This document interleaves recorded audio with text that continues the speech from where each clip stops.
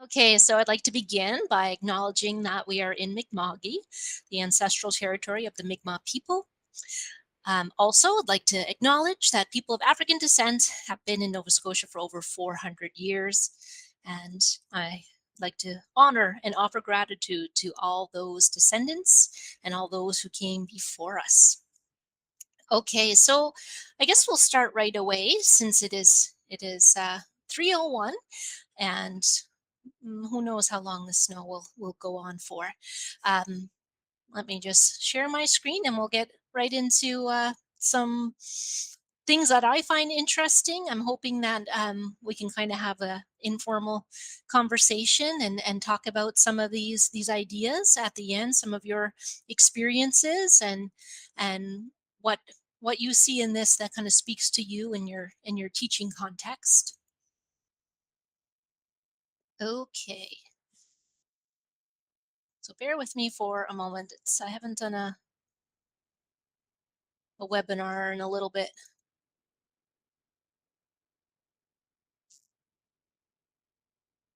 How are we looking? We can see a screen. Perfect. Okay. So I thought for our topic today, we would investigate a little bit about our literacy, culturally responsive pedagogy, and English as an additional language kind of come together. All of these things that I know are important in our school system today. This is our roadmap for the next little bit. So I'll introduce myself again and talk about my current context, do a little overview of CRP. My where what I'm talking about when I'm referring to literacy, uh, EAL learners and their unique literacy needs. What motivated me to kind of dig into some of these research, some of the research that I'm going to talk about today. And then we'll talk together about your thoughts, experiences, some things that maybe you want to share that you find working really, really well. And yeah, at the end, hopefully you'll have some insights or some questions or something that you'd like to bring to the group.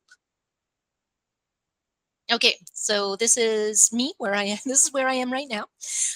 The weather is slightly different. I'm at St. Agnes Junior High. This is my where I'm based out of, just across from the Halifax Shopping Center. My other school site is Halifax Central.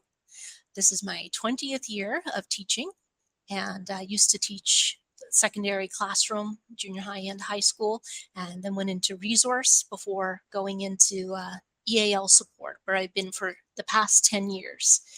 So, what my professional interests have been lately, kind of stemming out of EAL, is literacy learning in EAL students, and particularly students who are older.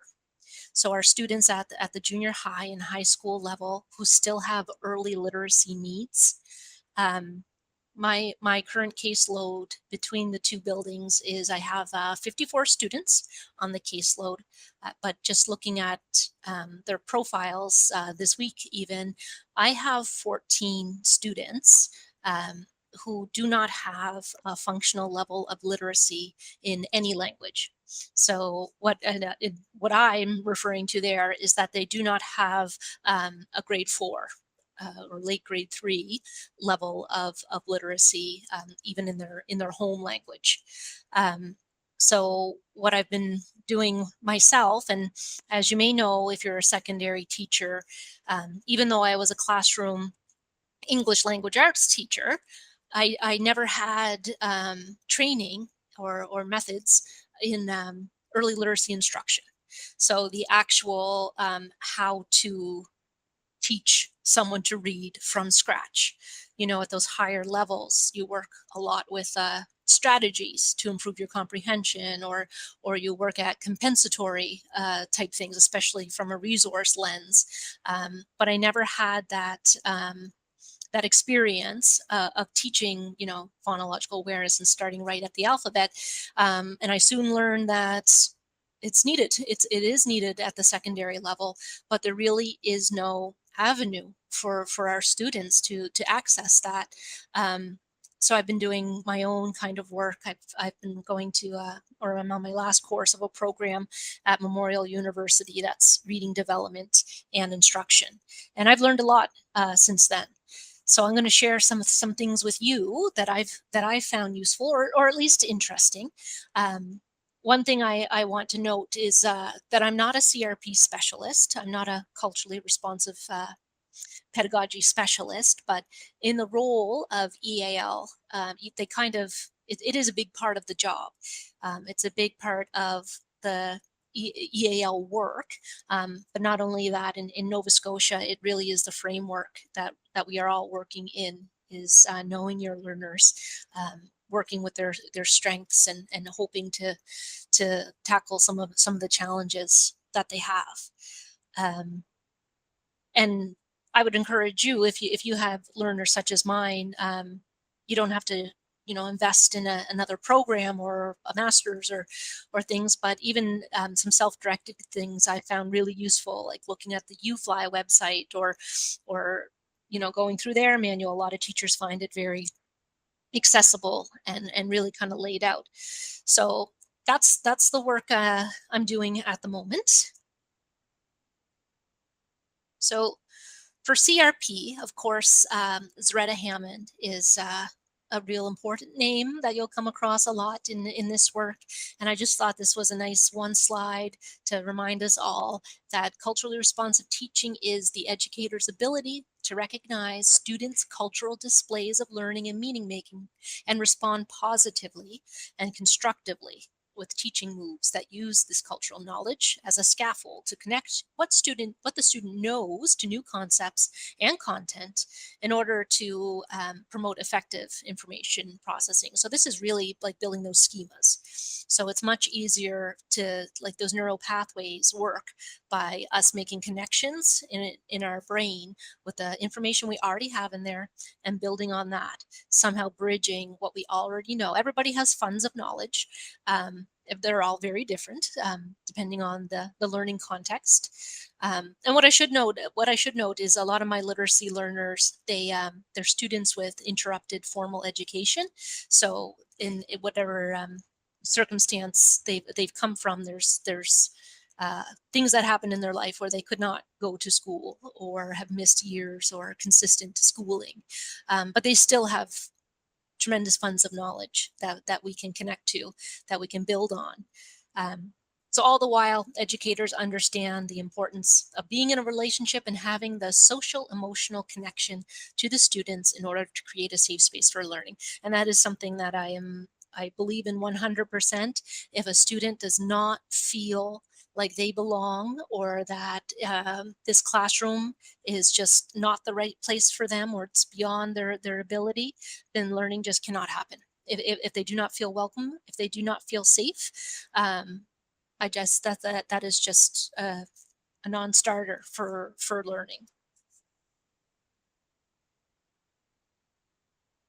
So, what I mean by literacy, and if you are in a literacy role, this is very familiar to you, Scarborough's reading rope.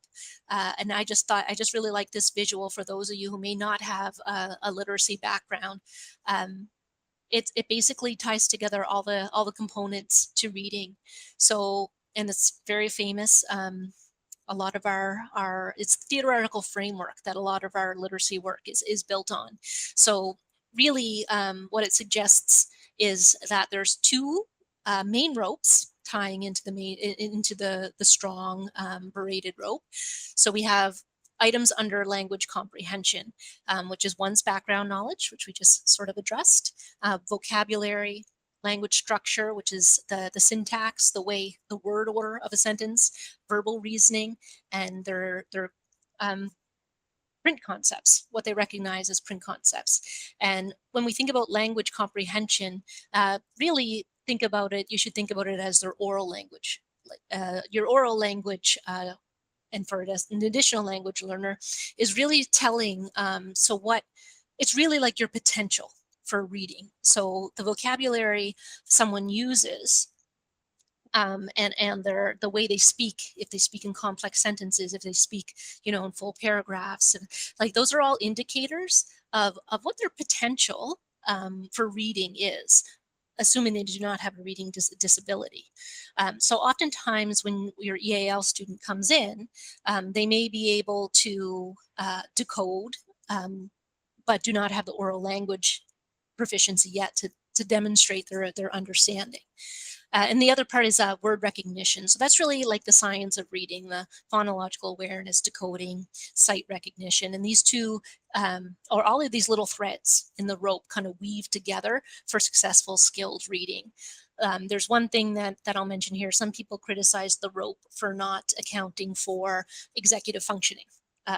There is a role for things like working memory and attention.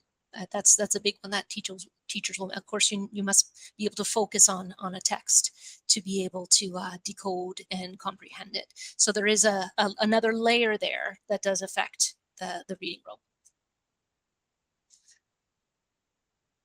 Okay.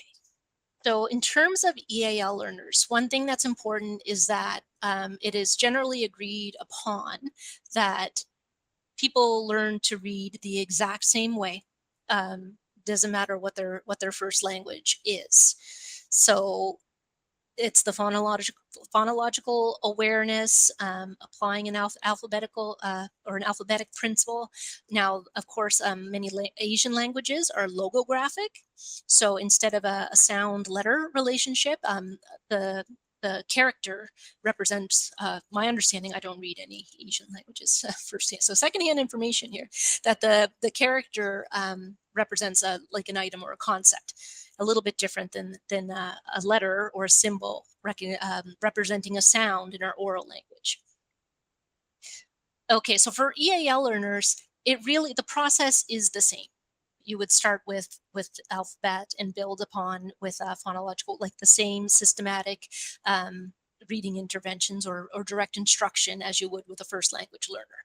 Now, there are some differences, and most of all, I'll get back to that, but the biggest thing is the vocabulary. So our EAL learners, when they're reading or decoding, they don't get that aha moment that many of our first language learners get. So for example, if a student is reading a text and they're saying, she wore slipper. Oh, slippers. I know slippers. You put them on your feet. So that's a moment that an EAL learner may not get, because the word slipper doesn't mean anything to them yet. So it doesn't represent anything in their oral language repertoire at this time. So what we would suggest is that you apply direct vocabulary instruction at the same time as literacy instruction.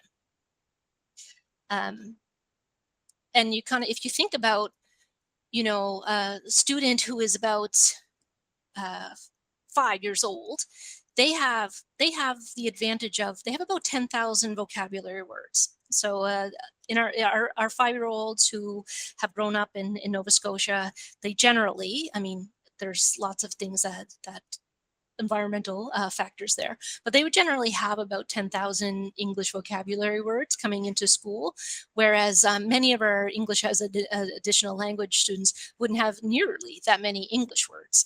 Of course, they would have, we would value the words that they come with in their, whatever their first language is, but that when they're reading, they're about 10,000 words short of the other learners if they are a pre-beginner or a beginner. And this, we can go on and on. It's called what they call the Matthew effect in literacy. So from the Bible, the idea that the rich get richer. Well, the students who have a strong vocabulary set or enjoy reading, like it's a snowball. They read more, they get exposed to more vocabulary, and it builds upon that already strong bank that they already have. And the students who maybe have limited vocabulary and are not progressing, they tend to maybe not read as much, or if they don't get that exposure as the same exposure as the other students do, and then the gap gets wider. So it's important to kind of address it. If someone has learning difficulties early on, and it stumps or like stems their reading success, then they don't get the snowball going.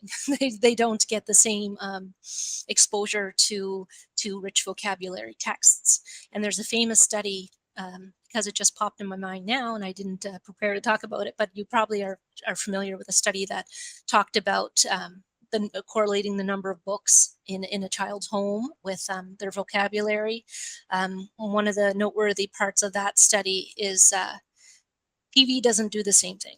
So even if you're exposed to oral language and you're watching television or sitcom, the language used in a typical television show or a sitcom is it's not even as great as the language used in a children's storybook. It's social language. It doesn't have the same academic or level of difficulty as basic children's literature. Okay, so what you see in front of you is an example that I want to talk about for our EAL students, just something that I quickly wrote. So let's say everybody in the class is reading this passage. Anna came home from school and excitedly ran into her bedroom. She received her first ever invitation to a birthday party. She shook her piggy bank. When she opened the bottom, she watched bills flutter onto her bed and heard the clink of coins tumbling out. Anna was looking forward to going to Simon's with her mother. Now I chose Simon's because I'm looking over my computer and I can see it out the window. So let's look at this little passage and what might be happening for EAL learners. Keyword. So a student might come to me and say, "Teacher, what is a piggy bank?" So I would likely say something like, "The glass container, it's shaped like a pig and it's used to save money. It's like usually difficult to get the money out." Okay, that's what comes in my mind. So something like this might pop in when I'm trying to explain what a piggy bank is. Okay, so then the student might come back after Googling something. "Well, then what is this?" Well, this is also a piggy bank. This is not a pig. This is, it depends on how far into the Star Wars universe you want to go. This looks like Yoda, not really Yoda. I think it's Grogu. It's from the Mandal. So but it's a piggy bank. It's not what I described. So that's kind of an example of how some words aren't even, they're more like they represent a concept and not even something literal. So here are some other considerations in that brief little text, which I think was about 3 sentences, maybe. So a student who moved here, a newcomer student, maybe the idea of a birthday party is new information. We might need to know how birthdays are recognized or celebrated culturally. It's very different. I once heard from a German person that it's often in Germany the person whose birthday it is who goes out and buys beer for other people. You invite people and you buy them a beer on your birthday. That would be, the reverse here. Bills and coins. So this is kind of like age or the society you live in and the economics of that society. So how old are the kids? Like, do they understand how common cash used to be? Or now maybe they get their allowance electronically, like transferred from their parents' bank account. And there's various terms for money. It might not be bills, or some people say, $3 instead of $3. So there's that on top of it. And then the shopping concept. Like I said, I picked Simon's because it's a Canadian store. People might not even recognize what type of store that is. I mean, they do have toys. They're crazy expensive, but and you would need to know what the customs are when attending a birthday party for that to make sense. You need to realize that usually you bring a little gift for the birthday person, and you might go shopping for that. And then on top of that, we have the executive functioning piece where the student, depending on how much vocabulary they know, they might have some homonyms in mind, like, well, I've heard people say the word snowbank before, or riverbank, piggy bank. Like, how does that all fit in? So they would need to to use their executive functioning to suppress the idea of a bank, like an edge or a little mound, and realize that bank also applies to financial concepts. So that's a lot going on for three sentences for our newcomer or EAL students.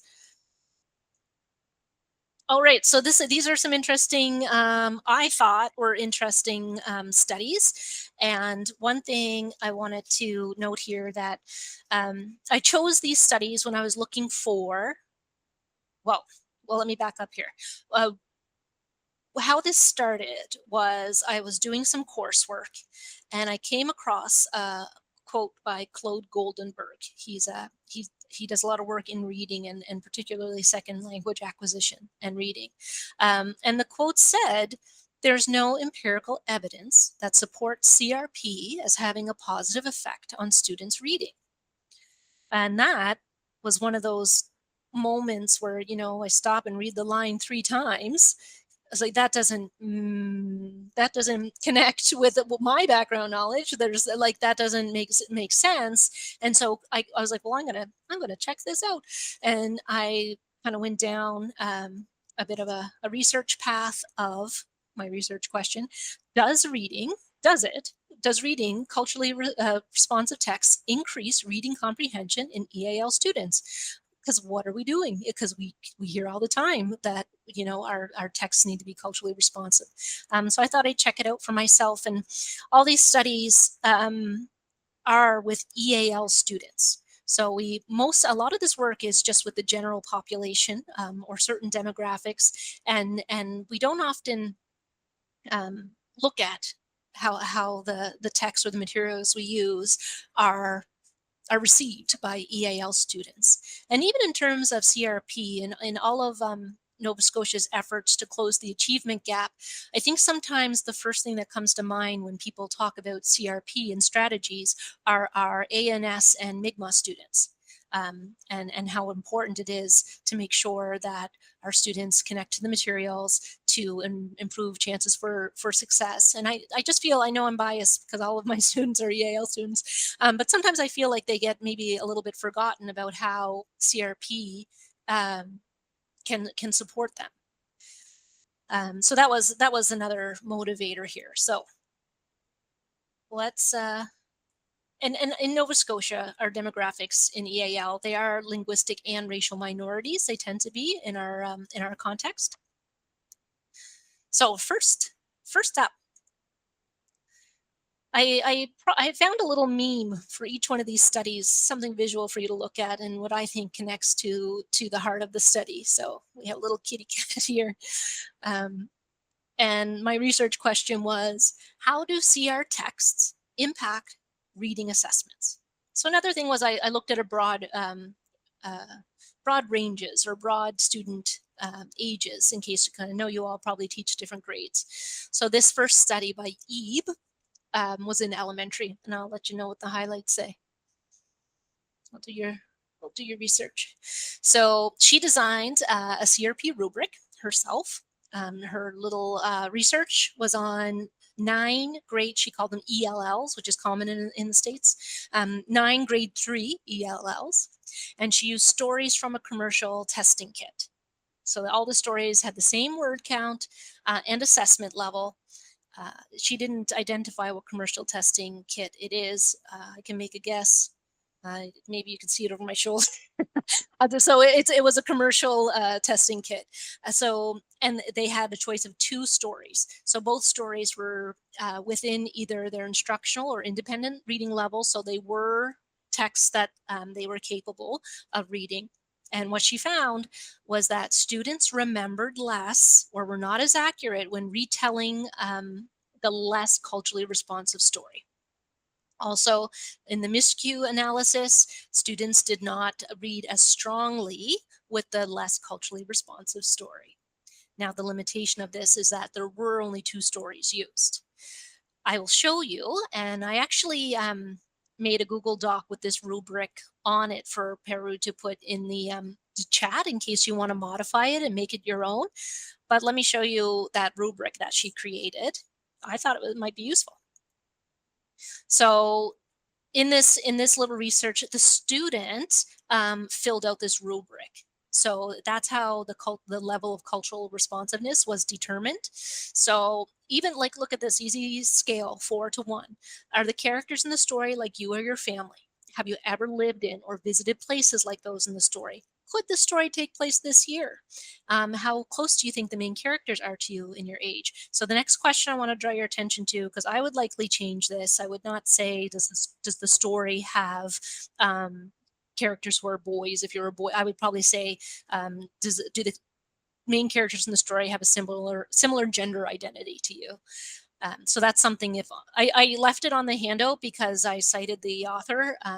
And it was her work this was her verbatim work. I would change that one. Do the characters talk like you and your family? How often do you read stories like this one? Have you ever had an experience like the one described in this story? So, I mean, this very simple, and I think students could fill this out within 5 minutes. And again, that link is to a handout with these questions on it that is editable. All right, so I have 6 studies to talk about. This is the same author, and it is applied to the junior high context, which is a context I'm working in at the moment. So this is the little engine that literally can't even. How do CR texts impact reading assessments in middle school? So I thought this was interesting. Maybe little kids are more engaged no matter what. So same idea. This time, Dr. Ebe had a bit of a different design. It was grade 7, had 4 students, and this time she did not account for text level and student reading level. That wasn't controlled for. The experimental design was similar, same rubric. And she made some anecdotal comments. So she also believes that CR texts draw on the schema that ELLs are bringing to the reading, so that transactional piece. And the study shows that use of these texts can encourage greater reader engagement. So in her observation notes, there was greater reader engagement with the texts that were relevant to the student. Of course, engagement, everybody knows, equals higher achievement. And so similar findings. All 4 participants identified the story as being more culturally relevant. And then they had higher levels of overall comprehension and miscued at a higher rate when reading the less culturally relevant material. And the author here, though it wasn't part of her research design, she anecdotally mentioned self-efficacy.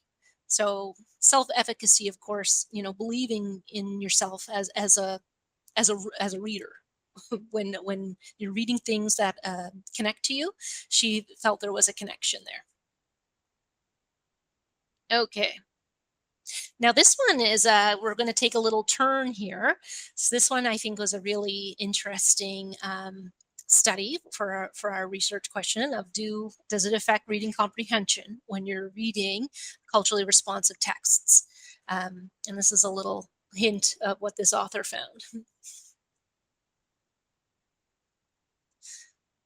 So very similar to Dr. Ebe's work, the student reading proficiency was tested on culturally relevant versus non-culturally relevant texts. She refers, and she also included the reading strategies, the different types of reading strategies students use when approaching culturally relevant and culturally distant texts, is how she referred to them. I like this study because there were multiple levels of English proficiency considered as part of the study. So, and how it also differs is the author chose the texts. The author used a existing rubric and chose texts that aligned with each individual participant's identity. So it's from the author's point of view of whether that text was responsive or not. And what she sought to find out was what strategies do the students employ when they read culturally distant versus culturally responsive texts?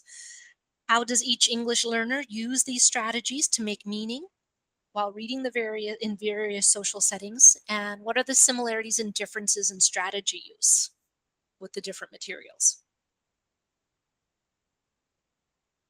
So what she found from observations, interviews, and verbal protocols was that less proficient ELs favored culturally relevant texts. So those beginners were the ones who favored culturally relevant texts. And the intermediate and fluent ELs engaged with different types of texts. So if we think back to our meme at the beginning of this, the beginner ELLs also use socio-contextual reading strategies like connecting to the self, socio-affective strategies, preferentially when reading the culturally distant stories.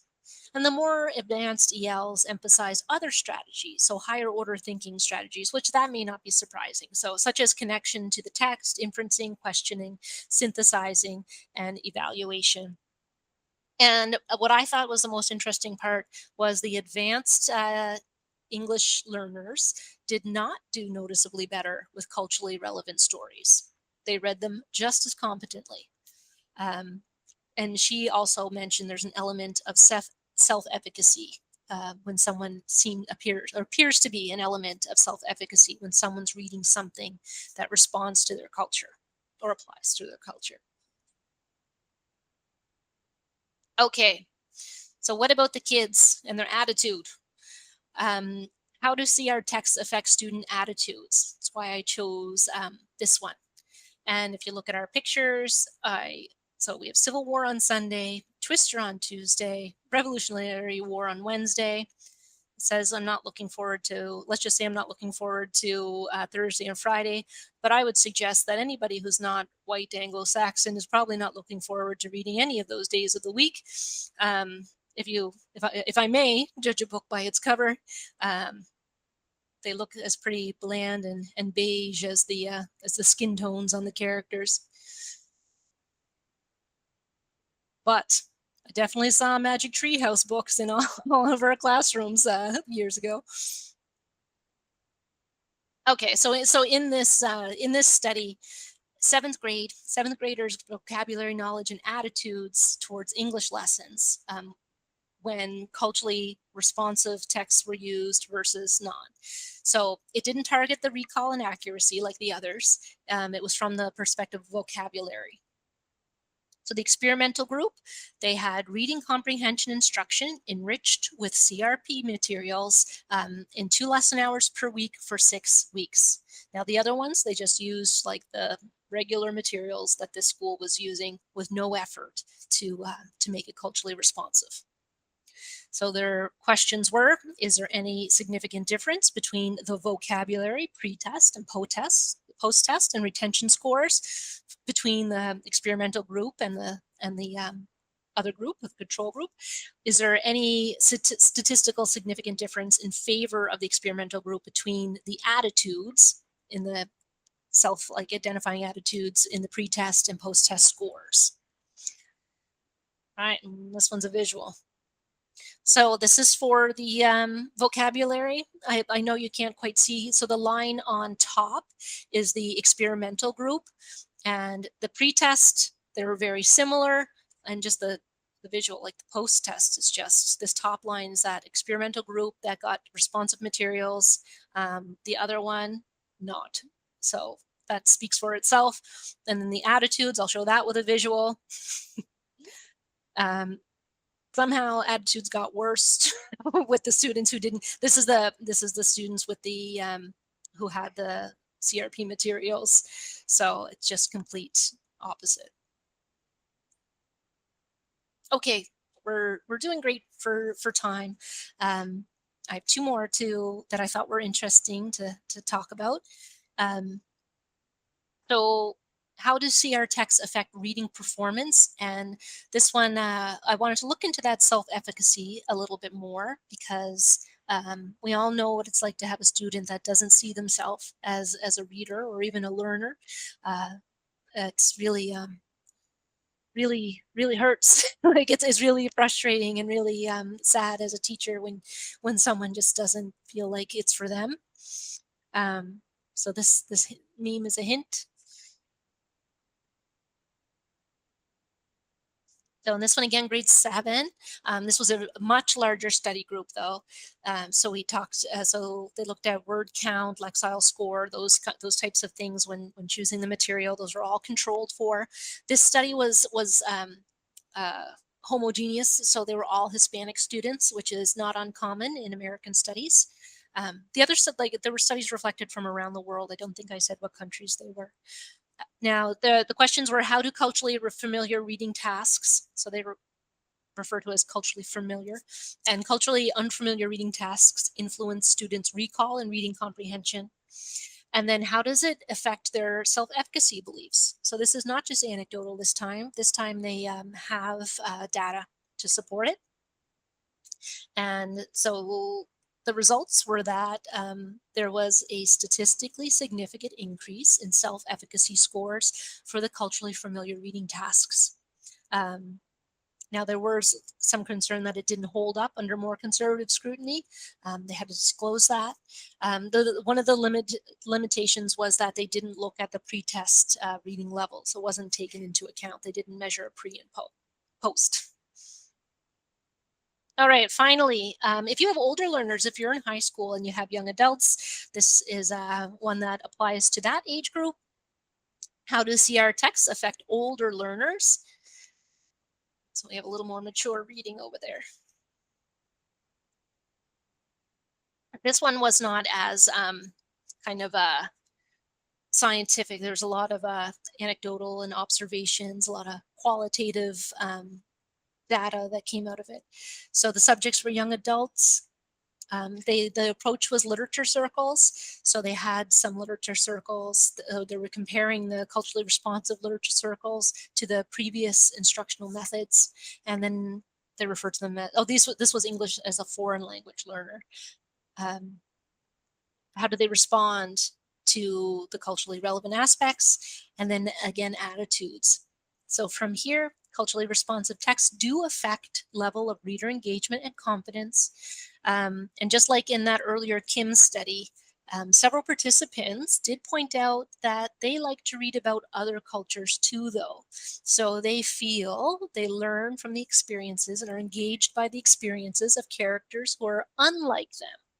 So this was actually from the participants, probably because they were adults or young adults. They vocalized that they like a mix.